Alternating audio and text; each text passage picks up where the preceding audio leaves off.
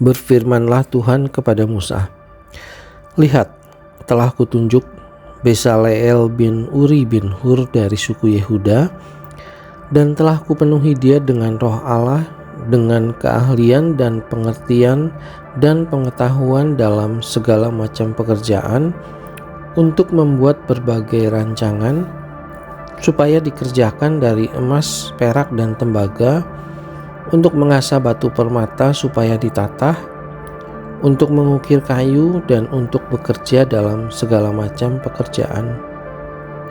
Juga aku telah menetapkan di sampingnya Aholiab bin Ahisamak dari suku Dan. Dalam hati setiap orang ahli telah kuberikan keahlian. Haruslah mereka membuat segala apa yang telah kuperintahkan kepadamu: kemah pertemuan, tabut untuk hukum, tutup perdamaian yang terletak di atasnya, dan segala perabotan kemah itu, yakni meja dengan perkakasnya, kandil dari emas murni dengan segala perkakasnya, mezbah pembakaran ukupan, mezbah korban bakaran dengan segala perkakasnya, bejana pembasuhan dengan alasnya, pakaian jabatan, baik pakaian kudus kepunyaan Imam Harun maupun pakaian anak-anaknya untuk memegang jabatan imam, minyak urapan dan ukupan dari wangi-wangian untuk tempat kudus, tepat seperti yang telah kuperintahkan kepadamu. Haruslah mereka membuat semuanya.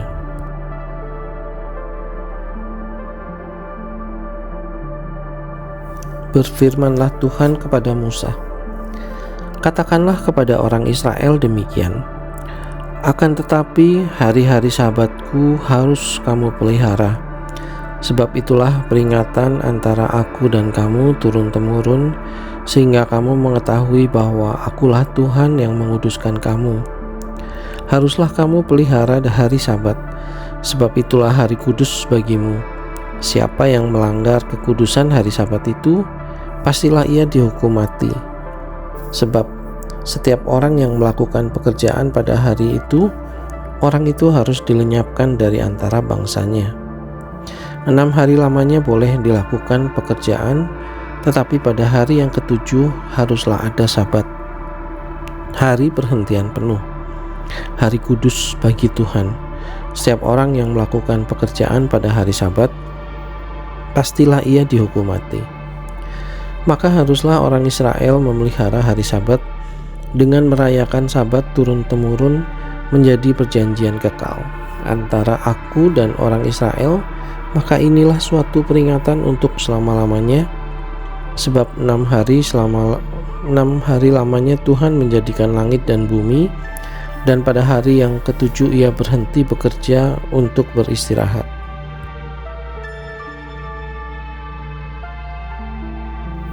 Dan Tuhan memberikan kepada Musa, setelah ia selesai berbicara dengan dia di Gunung Sinai, kedua loh hukum Allah, loh batu yang ditulisi oleh jari Allah.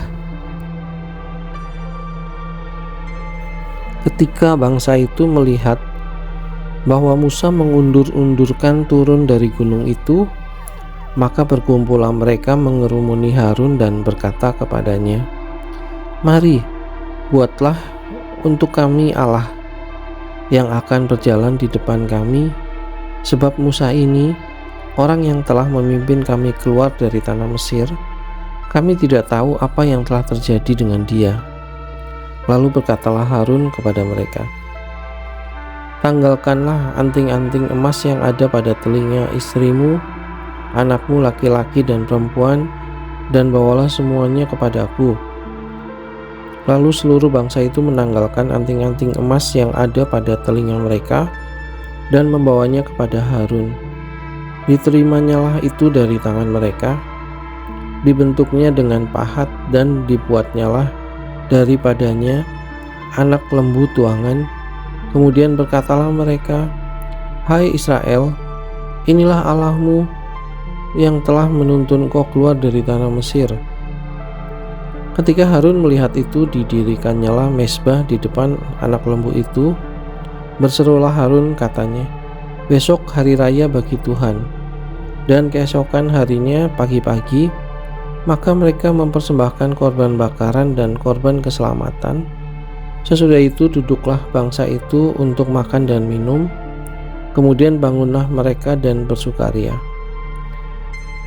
Berfirmanlah Tuhan kepada Musa, "Pergilah, turunlah, sebab bangsamu yang kau pimpin keluar dari tanah Mesir telah rusak lakunya. Segera juga mereka menyimpang dari jalan yang kuperintahkan kepada mereka. Mereka telah membuat anak lembu tuangan, dan kepadanya mereka sujud menyembah dan mempersembahkan korban sambil berkata, 'Hai Israel, inilah Allahmu yang telah menuntun engkau keluar dari tanah Mesir.' Lagi firman Tuhan kepada Musa, 'Telah kulihat bangsa ini dan sesungguhnya mereka adalah suatu bangsa yang tegar tengkuk. Oleh sebab itu, biarkanlah aku supaya murkaku bangkit terhadap mereka dan aku akan membinasakan mereka. Tetapi engkau akan kubuat menjadi bangsa yang besar.' Lalu Musa mencoba melunakkan hati Tuhan Allahnya dengan berkata, 'Mengapakah Tuhan murkamu bangkit terhadap umatmu yang telah kau bawa keluar dari tanah Mesir dengan kekuatan yang besar dan dengan tangan yang kuat? Mengapakah orang Mesir akan berkata, dia membawa mereka keluar dengan maksud menimpakan malapetaka kepada mereka dan membunuh mereka di gunung dan membinasakannya dari muka bumi? Berbaliklah dari murkamu yang bernyala-nyala dan menyesallah karena malapetaka yang hendak kau datangkan kepada umatmu. Ingatlah kepada Abraham, Ishak, dan Israel, hamba-hambamu ini, sebab kepada mereka engkau telah bersumpah demi dirimu sendiri dengan berfirman kepada mereka, Aku akan membuat keturunanmu sebanyak bintang di langit, dan seluruh negeri yang telah kujanjikan ini akan kuberikan kepada keturunanmu supaya dimilikinya untuk selama-lamanya.' Dan menyesallah Tuhan karena malapetaka yang dirancangkannya atas umatnya.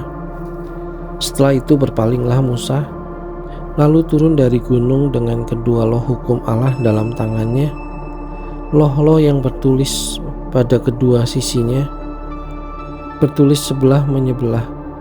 Kedua loh itu ialah pekerjaan Allah dan tulisan itu ialah tulisan Allah, ditukik pada loh-loh itu. Ketika Yosua mendengar suara bangsa itu bersorak, berkatalah ia kepada Musa, ada bunyi sorak peperangan kedengaran di perkemahan. Tetapi jawab Musa, bukan bunyi nyanyian kemenangan, bukan bunyi nyanyian kekalahan. Bunyi orang menyanyi berbalas-balasan, itulah yang kudengar. Dan ketika ia dekat ke perkemahan itu dan melihat anak lembu dan melihat orang menari-nari, maka bangkitlah amarah Musa, dilemparkannyalah kedua loh itu dari tangannya dan dipecahkannya pada kaki gunung itu. Sesudah itu diambilnyalah anak lembu yang dibuat mereka itu, dibakarnya dengan api dan digilingnya sampai halus. Kemudian ditaburkannya ke atas air dan disuruhnya diminum oleh orang Israel. Lalu berkatalah Musa kepada Harun, apakah yang dilakukan bangsa ini kepadamu sehingga engkau mendatangkan dosa yang sebesar itu kepada mereka? Tetapi jawab Harun, janganlah bangkit amarah Tuanku. Engkau sendiri tahu bahwa bangsa ini jahat semata-mata. Mereka berkata kepadaku, buatlah untuk kami Allah yang akan berjalan di depan kami. Sebab Musa ini, orang yang telah memimpin kami keluar dari tanah Mesir, kami tidak tahu apa yang telah terjadi dengan dia. Lalu aku berkata kepada mereka, siapa yang mempunyai emas haruslah menanggalkannya. Mereka memberikannya kepadaku dan aku melemparkannya ke dalam api dan keluarlah anak lembu ini. Ketika Musa melihat bahwa bangsa itu seperti kuda terlepas dari kandang, sebab Harun telah melepaskannya sampai menjadi buah cemooh bagi lawan mereka, maka berdirilah Musa di pintu gerbang perkemahan itu serta berkata, siapa yang memihak kepada Tuhan datanglah kepadaku. Lalu berkumpullah kepadanya seluruh Bani Lewi. Berkatalah ia kepada mereka, beginilah firman Tuhan Allah Israel, baiklah kamu masing-masing mengikatkan pedangnya pada pinggangnya, dan berjalanlah kian kemari melalui perkemahan itu dari pintu gerbang ke pintu gerbang, dan biarlah masing-masing membunuh saudaranya dan temannya dan tetangganya. Bani Lewi melakukan seperti yang dikatakan Musa, dan pada hari itu tewaslah kira-kira 3.000 orang dari bangsa itu. Kemudian berkatalah Musa, baktikanlah dirimu mulai hari ini kepada Tuhan, masing-masing dengan membayarkan jiwa anaknya laki-laki dan saudaranya, yakni supaya kamu diberi berkat pada hari ini. Keesokan harinya berkatalah Musa kepada bangsa itu, kamu ini telah berbuat dosa besar, tetapi sekarang aku akan naik menghadap Tuhan. Mungkin aku akan dapat mengadakan perdamaian karena dosamu itu. Lalu kembalilah Musa menghadap Tuhan dan berkata,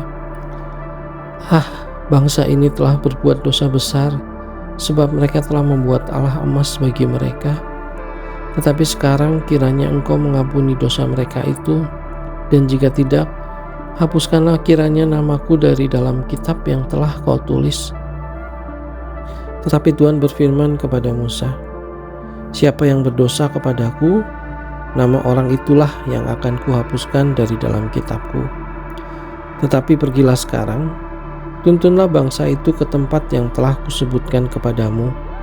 Akan berjalan malaikatku di depanmu, tetapi pada hari pembalasanku itu, aku akan membalaskan dosa mereka kepada mereka. Demikianlah Tuhan menulahi bangsa itu, karena mereka telah menyuruh membuat anak lembu buatan Harun itu.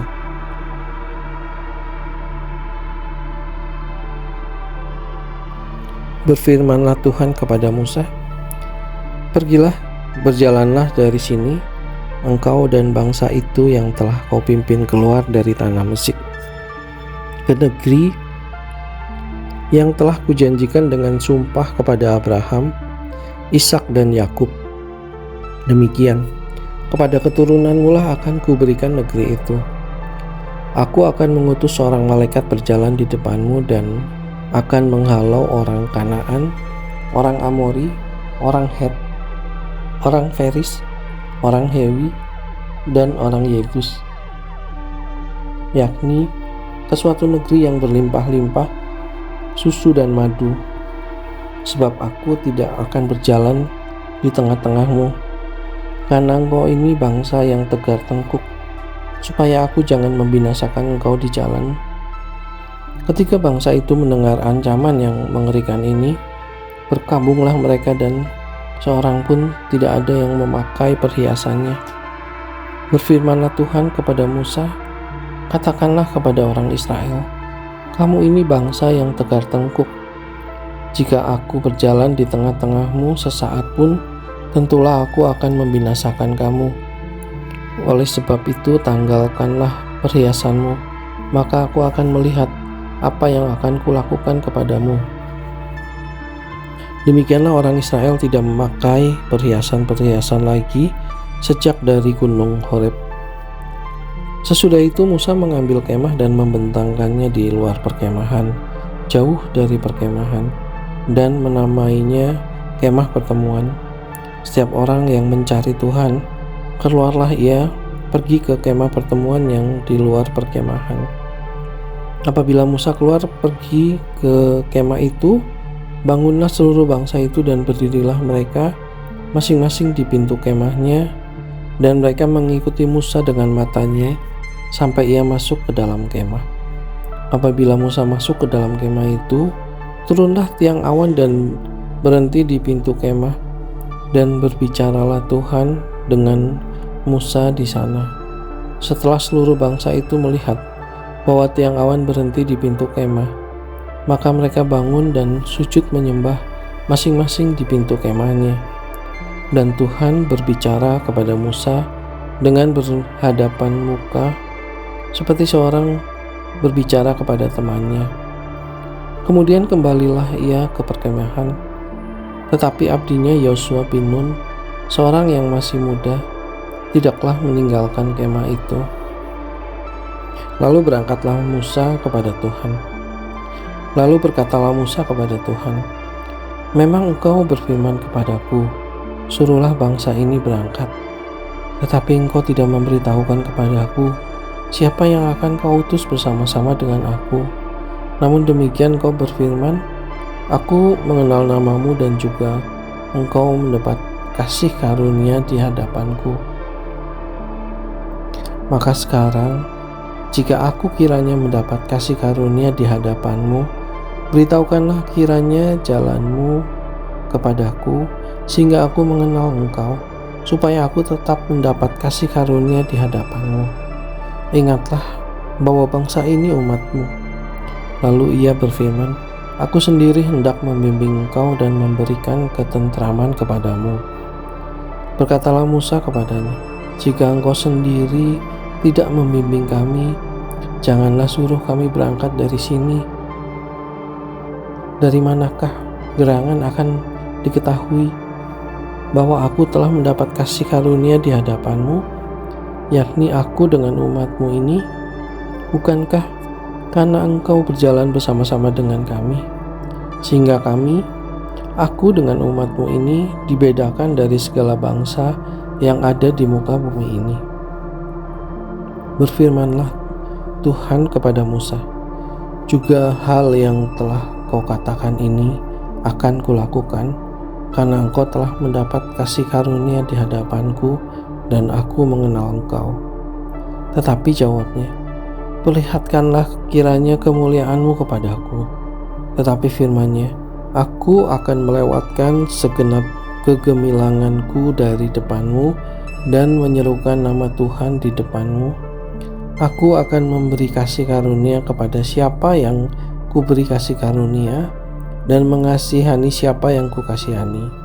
Lagi firman-Nya, engkau tidak tahan memandang wajahku, sebab tidak ada orang yang memandang aku dapat hidup. Berfirmanlah Tuhan, ada suatu tempat dekatku di mana engkau dapat berdiri di atas gunung batu. Apabila kemuliaanku lewat, maka aku akan menempatkan engkau dalam lekuk gunung itu, dan aku akan menudungi engkau dengan tanganku sampai aku berjalan lewat. Kemudian aku akan menarik tanganku dan engkau akan melihat belakangku, tetapi wajahku tidak akan kelihatan.